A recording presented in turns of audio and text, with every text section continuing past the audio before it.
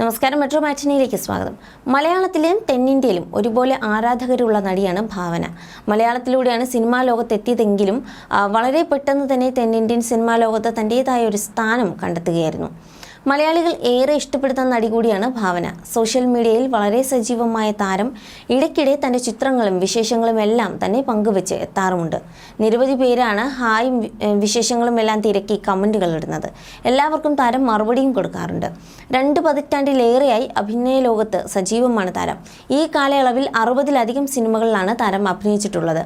കന്നഡ ചലച്ചിത്ര നിർമ്മാതാവുമായുള്ള ഭാവനയുടെ വിവാഹം 2018 ജനുവരി 23-നായിരുന്നു.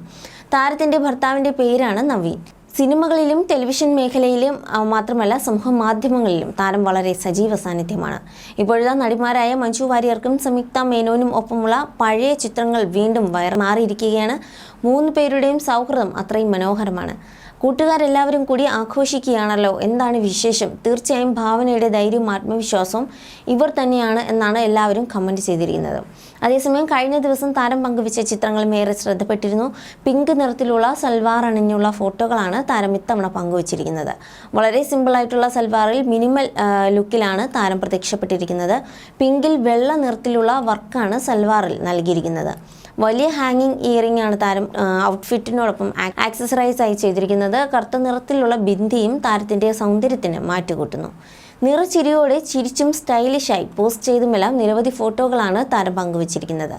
ആരാധകർ കമൻറ്റുകളും ലൈക്കുകളുമായി എത്തി താരത്തിനോടുള്ള സ്നേഹം അറിയിക്കുകയാണ്. ഫോട്ടോകൾ സോഷ്യൽ മീഡിയയിൽ വൈറലാണ്. ഔട്ട്ഫിറ്റും സ്റ്റൈലിങ്ങും ചെയ്തിരിക്കുന്നത് ശബരിനാഥ് കെ ആണ്. മേക്കപ്പും ഹെയർ സ്റ്റൈലും സെറ്റ് ചെയ്തിരിക്കുന്നത് ജിന മേക്കപ്പ് ആർട്ടിസ്റ്റാണ്. പ്രണവ് രാജാണ് താരത്തിൻ്റെ ഫോട്ടോകൾ എടുത്തിരിക്കുന്നത്. അതേസമയം അടുത്തിടെ കഴിഞ്ഞുപോയ കാലത്ത് തനിക്കുണ്ടായ നഷ്ടങ്ങളെക്കുറിച്ചും അത് സമ്മാനിച്ച ഉണങ്ങാത്ത മുറിവുകളെക്കുറിച്ചുമെല്ലാം ഭാവന സംസാരിച്ചിരുന്നത് വൈറലായിരുന്നു. തനിക്ക് ഏറ്റവും പ്രിയപ്പെട്ട തൻ്റെ അച്ഛൻ്റെ മരണമാണ് ഏറെ ബാധിച്ചതെന്നും തൻ്റെ മരണം വരെ ആ ഒരു വേർപാടുണ്ടാക്കിയ മുറിവ് ഹൃദയത്തിൽ ഉണങ്ങില്ലെന്നും ഭാവന പറയുകയാണ്. മലയാളം സിനിമയിൽ നിന്ന് മാത്രമാണ് ഞാൻ മാറി നിന്നത്. ഒരുപാട് മൂഡ് സ്വിങ്സ് ഒക്കെ ഉള്ള ആളായതുകൊണ്ട് തന്നെയാണ് കുറച്ചൊക്കെ മനസ്സിനെ ബാധിച്ചിരുന്നു.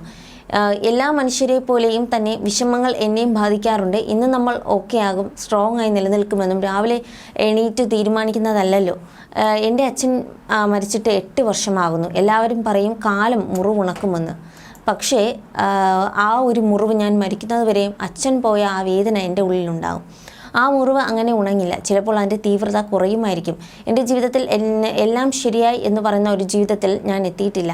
അങ്ങനെ എത്തിയ ആളുകൾ ഉണ്ടോ എന്ന് എനിക്കറിയില്ല. എനിക്ക് എൻ്റെ കാര്യമല്ലേ അറിയൂ. എൻ്റെ അഭിനയത്തെ സ്വന്തമായി ജഡ്ജ് ചെയ്യാത്ത ആളാണ് ഞാൻ എന്നും ഭാവന പറഞ്ഞു. You're watching me on metromatney.com. On metromatney.com. Metromatney.com. Subscribe for more videos.